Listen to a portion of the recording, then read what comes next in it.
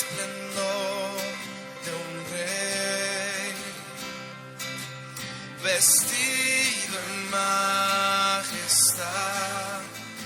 La tierra alegre está, la tierra alegre está, cubierto está de luz, venció la oscuridad y tiembla a su voz, tiembla a su voz. Cuán grande es Dios, cántale cuán grande es Dios, y todos lo verán. Cuán grande es Dios.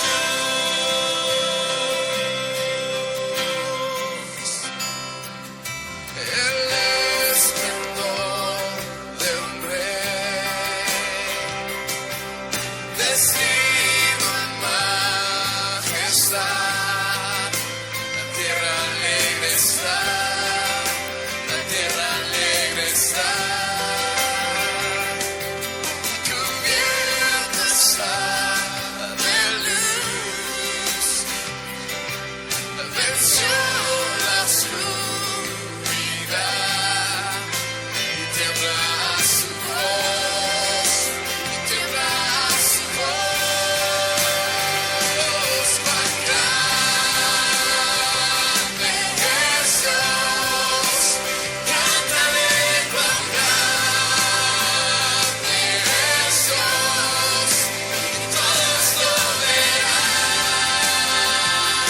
Cuán grande es Dios, cuán grande es Dios, cántale cuán grande es Dios, y todos lo verán. Cuán grande es Dios.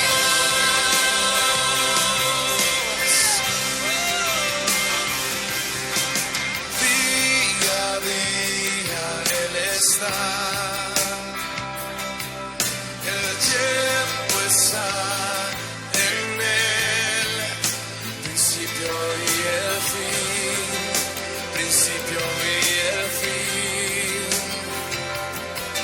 La dignidad en Dios, el Padre, Hijo, Espíritu, Cordero y el León, Cordero y el León. Cuán grande es Dios, cántale. Muy buenos días, amada iglesia. Un domingo más en el que recurrimos a este medio virtual para recibir del Señor el mensaje que Él nos quiere compartir. Lo invito a orar conmigo en este momento. Padre Santo, Señor, en esta mañana damos honra y gloria a Ti, alabamos Tu santísimo nombre y Te damos gracias por la oportunidad que nos das de encontrarnos una vez más como iglesia y recibir de Ti Tu palabra, Señor, que nos bendice. Señor, oramos por todos nuestros hermanos en sus hogares. Oramos para que Tú sigas fortaleciendo su fe, para que los guardes del mal, el mal no los pueda tocar. Y Padre bendito, oramos por las familias de nuestra iglesia que en este momento están experimentando alguna situación difícil, Señor, bien sea de salud o económica. Tú que conoces los corazones y las necesidades de tus hijos, oramos y te suplicamos, Señor, para que puedas suplir para ellos conforme tus riquezas en gloria, conforme tu gran amor, tu gran compasión, Señor bendito. Gracias, infinito Dios nuestro, por tu cuidado, Señor, por tu protección en tiempos de tribulación. Seguimos clamando también para que tú pases esta pandemia de Costa Rica, de este pequeño país, del istmo centroamericano, que podamos salir adelante como nación con las menores pérdidas posibles, Señor, de vidas humanas. Padre, oramos por el personal de salud que todos los días, Señor, incesantemente, arduamente trabajan, Señor, por el bienestar de las personas que han enfermado, Señor. No solo de la pandemia, sino de las enfermedades que aquejan al hombre constantemente, Señor bendito. Fortalécelos, Señor, y protégelos, por favor. Y, Señor, oramos para que pronto podamos reencontrarnos en tu casa de oración en el centro de San José. Gracias. Bendito Dios, de ti recibimos bendición y esperanza. En el nombre de nuestro Señor Jesucristo, te damos las gracias. Amén. Bueno, hoy vamos a compartir un tema de mucha importancia para cada uno de nosotros. Y el tema tiene que ver con el carácter del cristiano. Toda persona debe tener un sistema de creencias que guíe su existencia. Toda persona tiene una forma de pensar, un sistema de valores, de creencias, de principios. Y la gente normalmente reacciona a los eventos, a las circunstancias, a los retos de la vida, desde la forma en que piensa. Usted va a reaccionar ante cualquier circunstancia por la forma en que usted piensa. Las creencias van a desarrollar convicciones en nosotros. Y las convicciones, cuando son firmes, cuando las tenemos claras, nos dan una identidad claramente demostrable para los demás y especialmente para uno mismo. Determinan nuestra forma de vivir y las decisiones que tomamos todos los días. El creyente, por su parte, modifica sus convicciones desde el momento en que acepta a Cristo como Señor y Salvador suyo. Es decir, su sistema de creencias pudo haber sido de ciertas características, de cierta forma, y cuando tienes encuentro con Cristo, ese sistema de creencias se modifica. La persona ya no va a ser la misma que fue. Los valores que ahora abraza después de haber aceptado a Jesucristo como Señor y Salvador son otros, no son los mismos valores que profesaba antes de ese encuentro con Cristo. Y además, el creyente va progresando en la consolidación de esas convicciones, porque van a ser iluminadas por la Biblia y van a ser guiadas por la relación que él va teniendo con el Dios que lo salvó y con el Dios que se le ha revelado a través de las Sagradas Escrituras. Hermanos, tengamos presente que Dios nos ha dado principios bíblicos y los ha dado para cuidarnos, para protegernos y para motivarnos a vivir de acuerdo con su voluntad, que es buena, santa, perfecta, buena para nuestra vida. Hay valores, convicciones incluso preexistentes a nuestro encuentro con Cristo, que pueden todavía permanecer en nosotros, pueden estar ahí. Incluso algunas creencias antes de Cristo no es que estuvieran del todo mal, no es que estuvieran malas. Por el contrario, hay muchas creencias que son buenas, que nos ayudan como personas y como creyentes incluso. Ahora, esas convicciones pueden estar teniendo una influencia positiva o pudieran tener una influencia negativa en nuestro actuar. Por eso es que debemos constantemente estar examinando esas convicciones preexistentes a nuestro encuentro con Cristo para establecer si contribuyen a nuestro crecimiento espiritual de hoy si nos acercan o nos separan de Dios. Deseo compartirles una historia de principios, una gran historia de fuertes convicciones. Y para eso los invito a ir, mis hermanos, al libro de Hechos de los Apóstoles, capítulo 26, y voy a leer para ustedes esta historia, que lo invito a seguir, Hechos, capítulo 26, versos del 1 al 23.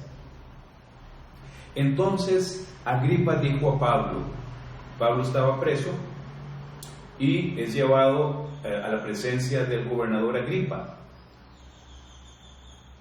Entonces Agripa dijo a Pablo: ¿se te permite hablar por ti mismo? Pablo entonces, extendiendo la mano, comenzó así su defensa. Me tengo por dichoso, oh rey Agripa, de que haya de defenderme hoy delante de ti de todas las cosas de que soy acusado por los judíos, mayormente porque tú conoces todas las costumbres y cuestiones que hay entre los judíos, por lo cual te ruego que me oigas con paciencia.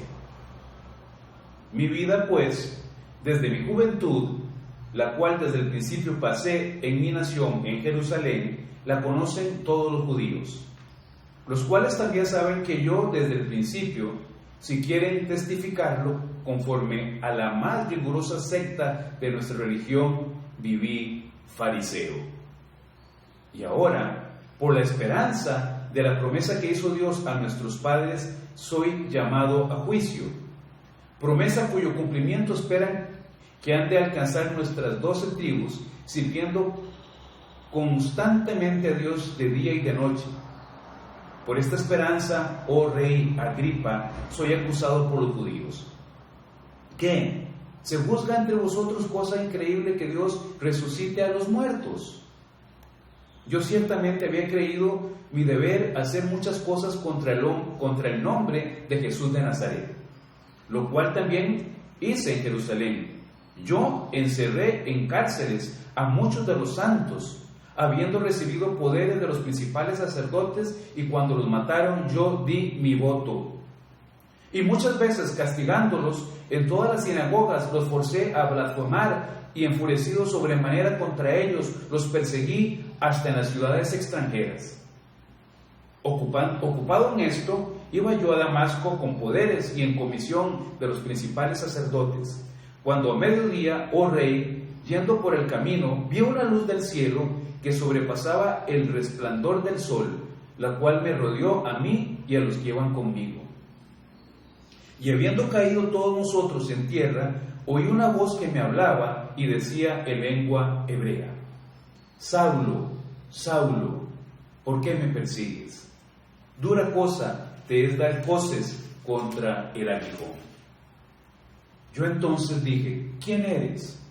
¿Quién eres, Señor? Y el Señor dijo: yo soy Jesús a quien tú persigues.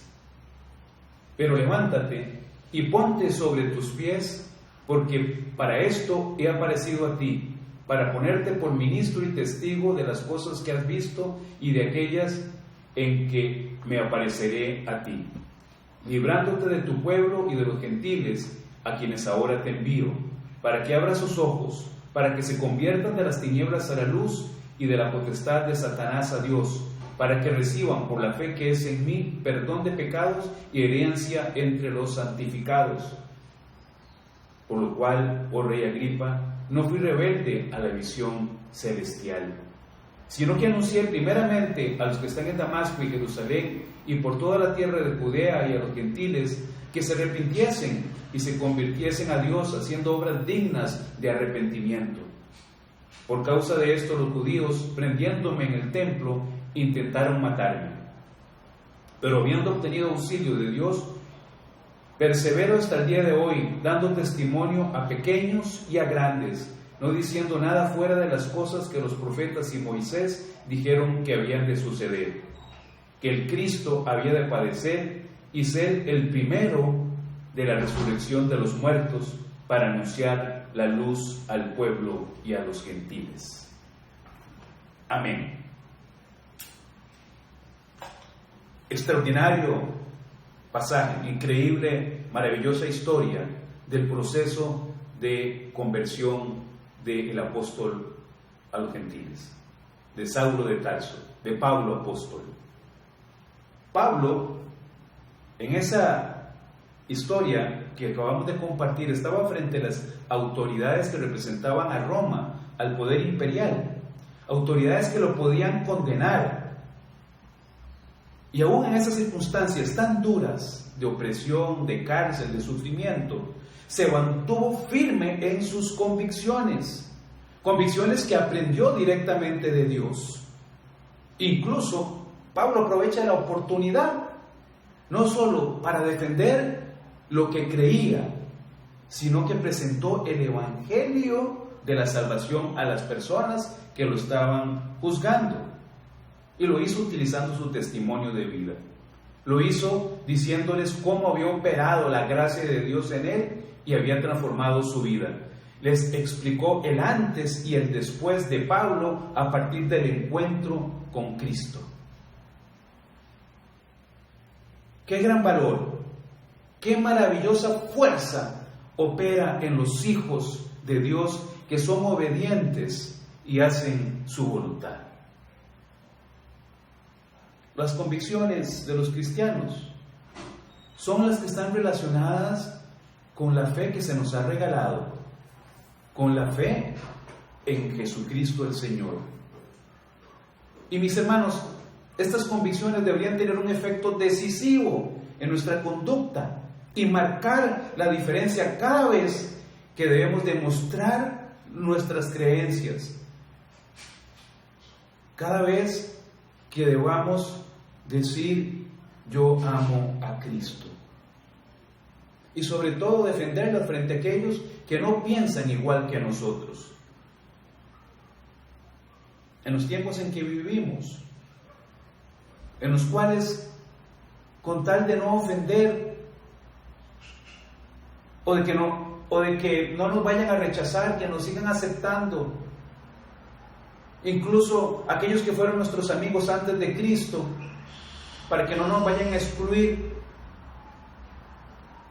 para que no nos vayan a hacer a un lado la familia o los que dicen que son nuestros amigos o nuestros compañeros de trabajo, de negocio. A veces somos incluso capaces de pasar por alto los valores del reino y confundirnos con una enorme facilidad con el mundo. Mis hermanos, a veces no se observa mayor diferencia entre nosotros y la gente sin Cristo. No se observa mayor diferencia. Somos como testigos mudos o como agentes secretos del Espíritu Santo que se nos ha dado. Nadie sabe que somos cristianos porque hemos resuelto ir a la corriente del mundo siendo cristianos, no haciendo daño, tratando de no pecar, pero sin siquiera confesar que Jesucristo es el Señor de nuestra vida, porque no queremos ofender, porque no queremos que nos excluyan. Mis hermanos, deseo hacer una aclaración en este momento, una aclaración o una diferencia más bien entre lo que sería una convicción que abrazamos como la fe en Cristo y la proclamación de esa convicción con una preferencia. Una cosa es una convicción y otra cosa es una preferencia. Cuando examinamos nuestra vida, debemos con valor determinar si vivimos por la convicción o vivimos por la preferencia. ¿Qué quiero decir con esto? Las preferencias son gustos nuestros que van a variar de acuerdo con las circunstancias y que podemos modificar para beneficiarnos de alguna preferencia. Ahora, las preferencias nunca van a proveer un cimiento sólido para nuestra vida, porque dependen de lo que nos ocurra. O pueden ser cambiadas las preferencias si se nos ofrece algo mejor, y entonces nosotros fácilmente somos tentados a dejar alguna preferencia porque se nos ofrece algo mejor en la vida.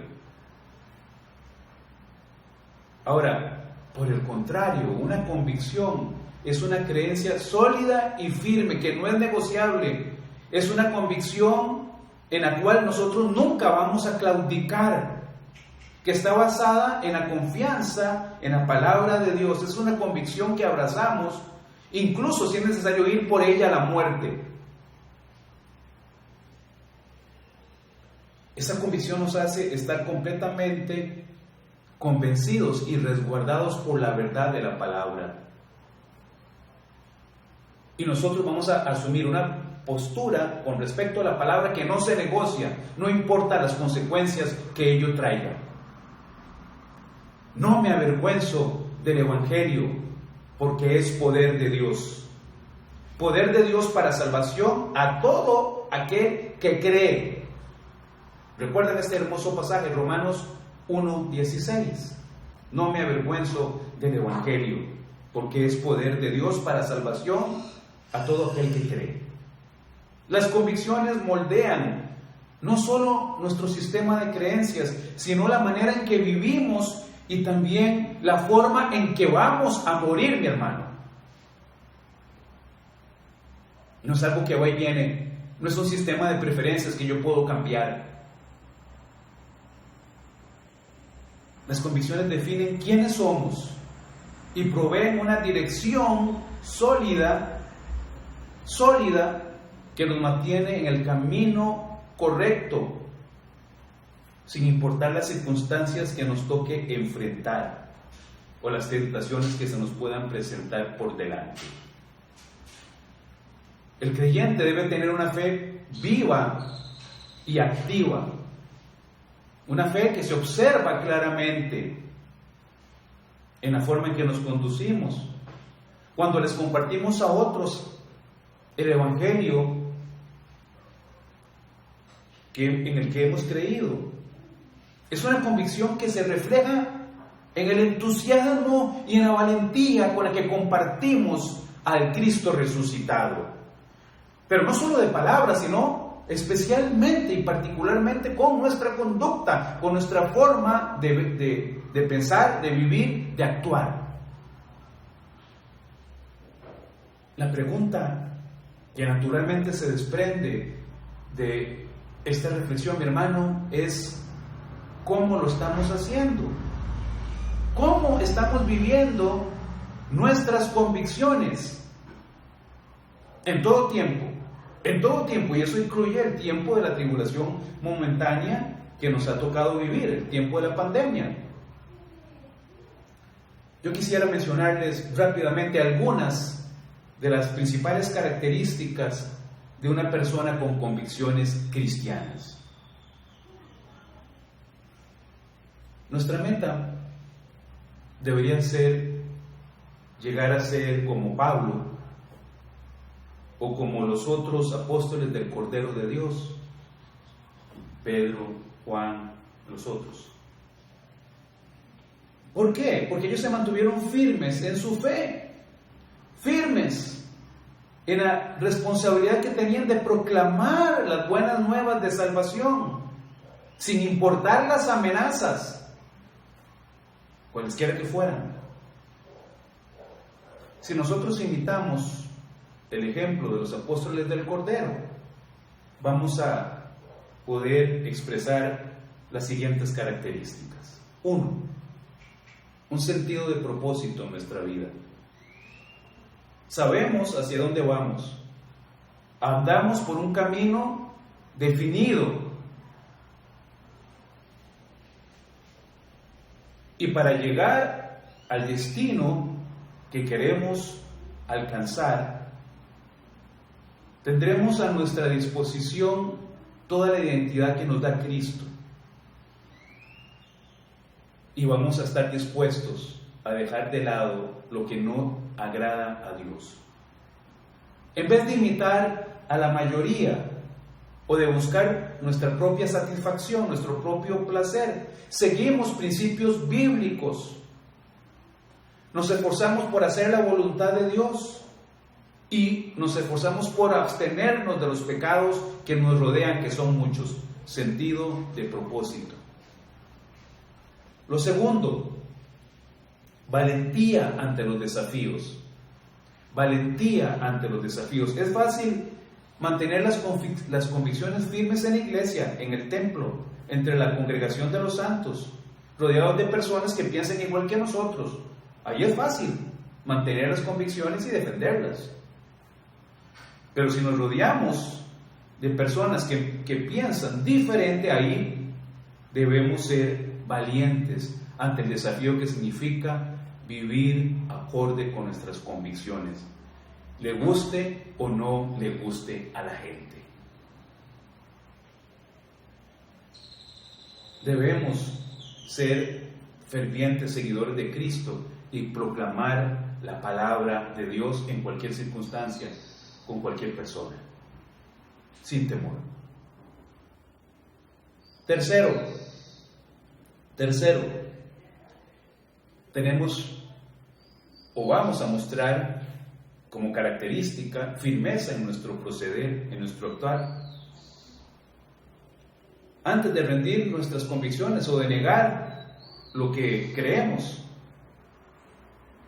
pensemos siempre qué puede pasar si en el largo plazo yo me aparto de mi convicción cristiana. ¿Qué consecuencias, qué sufrimientos voy a tener al hacerlo? Así que tenemos que tener firmeza en nuestro proceder siempre. Cuarto, vamos a estar revestidos de una fortaleza inusual. Algo que solo lo explica la presencia del Espíritu Santo en cada uno de los cristianos. Desde el momento en que nosotros fuimos salvos por la fe en Cristo, el Espíritu Santo vino a nosotros y nos selló como hijos de Dios. Efesios 4:30. Él es nuestro consolador, Él es nuestra guía, Él nos capacita para comprender la verdad de las Escrituras, nos da fortaleza física, emocional, espiritual, para hacer lo correcto a los ojos de Dios. Nosotros nunca vamos a estar solos. El creyente nunca estará solo, porque tiene el Espíritu Santo que guía sus pasos. Nunca estaremos solos al ser firmes en nuestras convicciones, pues el Espíritu de Dios ha prometido estar siempre. Cuando usted basa sus creencias o convicciones solo en sus ideas, en sus deseos, en sus satisfacciones, es muy probable que se encamine hacia el desastre, al desastre espiritual, al desastre emocional. Es vivir de acuerdo a las convicciones que provienen de Dios lo que nos va a librar de las consecuencias de un mundo que cada día se pierde más y más, y que quiere llevarse consigo, a través del Dios de este mundo, que es Satanás, a la mayor cantidad de personas posibles, en un desenfreno por el vivir, en un desenfreno por dar rienda suelta a los placeres, en un desenfreno por alcanzar éxito aparente en el mundo. Mis hermanos, me gustaría que nos planteáramos dos interrogantes que son contrapuestas. La primera interrogante es: ¿qué consecuencias puede recibir si compromete sus convicciones? ¿Qué consecuencias usted podría tener si usted está dispuesto a negociar sus convicciones, a claudicar de sus convicciones? ¿Cuáles son las implicaciones para su vida inmediata y futura en este mundo y mucho más allá? Y la otra pregunta que se contrapone, o la pregunta en contrario: ¿qué beneficios recibirá si es fiel a Cristo y las enseñanzas de la palabra de Dios? ¿Qué beneficios tendrá? Y yo para eso quisiera invitarlo también a ir a otra historia bíblica. Nos devolvemos varios miles de años y vamos hasta el libro de Josué. Vamos a Josué capítulo 14, y también les voy a leer esa maravillosa historia. Josué 14, del verso 1 al 14. Josué 14, del 1 al 14. Aquí los personajes principales son Josué y Caleb. Esto pues es lo que los hijos de Israel tomaron por heredad en la tierra de Canaán, lo cual les repartieron el sacerdote Eleazar, Josué, hijo de Nun, y los cabezas de los padres de las tribus de los hijos de Israel. Por suerte se les dio su heredad, como Jehová había mandado a Moisés, que se diera a las 9 tribus y a la media tribu. Porque a las 2 tribus y a la media tribu les había dado Moisés heredad al otro lado del Jordán, mas a los levitas no les dio heredad entre ellos. Quiero adelantarme al verso 6 y proseguir leyendo. Y los hijos de Judá vinieron a Josué en Gilgal, y Caleb, hijo de Jefone, ceneseo, le dijo: Tú sabes lo que Jehová dijo a Moisés, varón de Dios, en Cades Barnea, tocante a mí y a ti. Yo era de edad de 40 años cuando Moisés, siervo de Jehová, me envió de Cades Barnea a reconocer la tierra, y yo le traje noticias como lo sentía en mi corazón. Y mis hermanos, los que habían subido conmigo, hicieron desfallecer el corazón del pueblo. Pero yo cumplí siguiendo a Jehová, mi Dios. Entonces Moisés juró diciendo: Ciertamente la tierra que oyó tu pie será para ti y para tus hijos en herencia perpetua, por cuanto cumpliste siguiendo a Jehová, mi Dios. El 10. Ahora bien, Jehová me ha hecho vivir como él dijo. Esto está diciendo Caleb. Estos 45 años, es decir, está con 85 años Caleb en este momento. Estos 45 años, desde el tiempo que Jehová habló estas palabras a Moisés, cuando Israel andaba por el desierto, y ahora he aquí, hoy soy de edad de 85 años. Todavía estoy tan fuerte como el día que Moisés me envió. ¿Cuál era mi fuerza entonces? Tal es ahora mi fuerza para la guerra y para salir y para entrar. Dame pues ahora este monte del cual habló Jehová aquel día, porque tú oíste en aquel día que los anaseos están allí y que hay ciudades grandes y fortificadas. Quizá Jehová estará conmigo y los echaré como Jehová ha dicho. El 13. Josué entonces le bendijo y dio a Caleb, hijo de Jefone, a Hebrón por heredad. Caleb, mis hermanos, en esta historia nos está recordando la Biblia que Caleb tuvo una convicción basada en la fe en su Señor. 40 años antes de este evento, él tuvo fe en que Dios podía darle la tierra prometida en aquellas circunstancias, lo cual no tuvieron la mayoría. Y a consecuencia de esa indecisión, de esa falta de fe, Israel anduvo errante por el desierto durante 40 años. Ya pasaron 40 años y vuelven a la tierra prometida, y Caleb se acuerda de la promesa de Dios.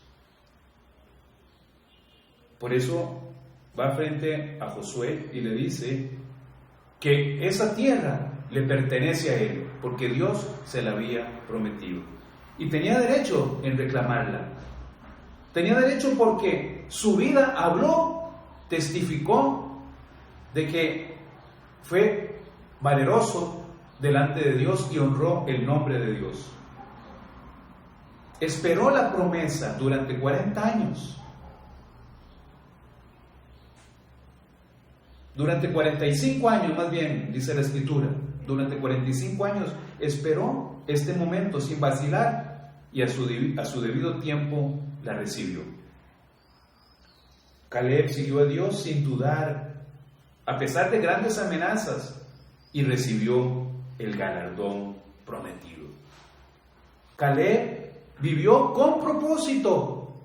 Una de las características de alguien que se deja guiar por las convicciones en Dios, por las convicciones cristianas. Caleb vivió con propósito, sabía a dónde se dirigía, siempre lo tuvo claro, sabía que él retornaría a aquel lugar que 45 años antes no había podido tomar, no por él, sino por la falta de fe del pueblo de Israel. Caleb enfrentó todos los desafíos con gran valentía y con un vigor inusual, nos relata el pasaje, porque se fundamentó en Dios, se fundamentó en el Dios de todo poder, y siempre fue dirigido en sus decisiones por ese Dios en el cual creyó y amó.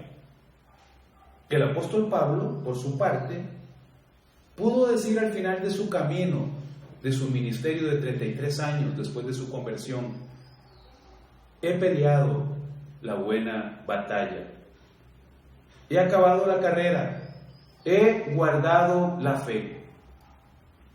Por lo demás, me está guardada la corona de justicia, la cual me dará el Señor, juez justo, en aquel día.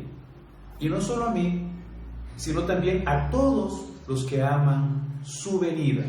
Segunda de Timoteo 4, 7 y 8.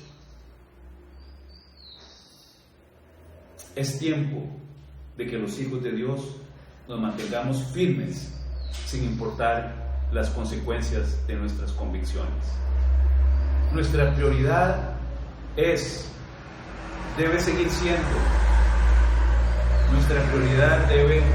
seguir siendo agradar a Cristo para que seamos hallados fieles a Él y a su palabra, y así recibir nuestra tierra prometida y nuestro mayor galardón. Que el Señor afirme sus pasos.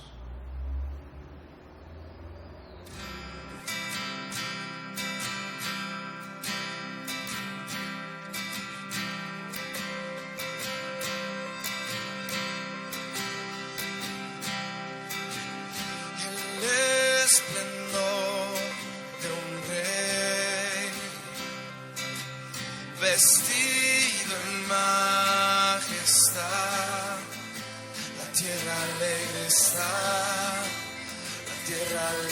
está, cubierto está de luz, venció la oscuridad y tiembla su voz, cuán grande es Dios, cántale cuán grande es Dios, y todos lo verán, cuán grande es Dios.